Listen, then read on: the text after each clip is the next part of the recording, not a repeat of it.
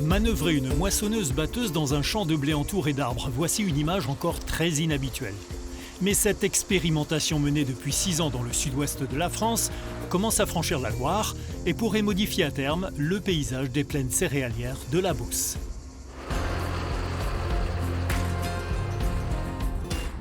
Dans le nord du Loiret, le vent est un adversaire redoutable.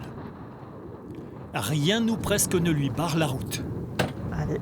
Alors, du coup, rappelle-moi ici ce qu'on avait mis comme essence et pourquoi là sur ton projet. Eh bien en fait on a mis 400 arbres à peu près d'une quinzaine d'espèces différentes pour faire des arbres de Auger en fait, pour le bois plus tard.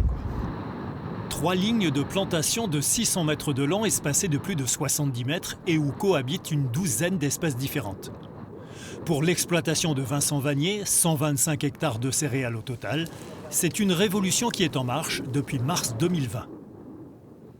Donc en fait il y a des noyers, des poiriers, des pommiers, ça pousse assez vite, enfin chez nous en tout cas dans le terroir. L'aspect environnemental m'intéresse aussi puisque il y a des bandes enherbées donc au sol, plus les arbres qui vont pousser, on va avoir une certaine végétation, des insectes, des auxiliaires pour les cultures.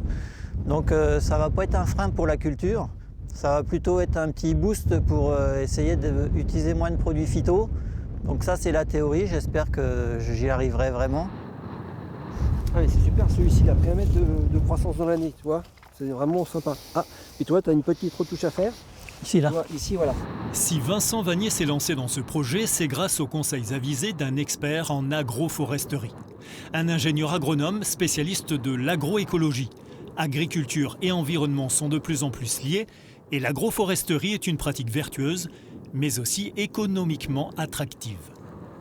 Aujourd'hui, on sait, de par des travaux de recherche, qu'il y a vraiment un intérêt des arbres, où les arbres, de par leur système racinaire qui est profond, puissant, va aller chercher l'eau et surtout les éléments minéraux en profondeur et qui vont remonter en surface. On a une complémentarité, ce qui permet d'avoir une productivité 1,4 fois plus importante quand on a des arbres associés aux cultures.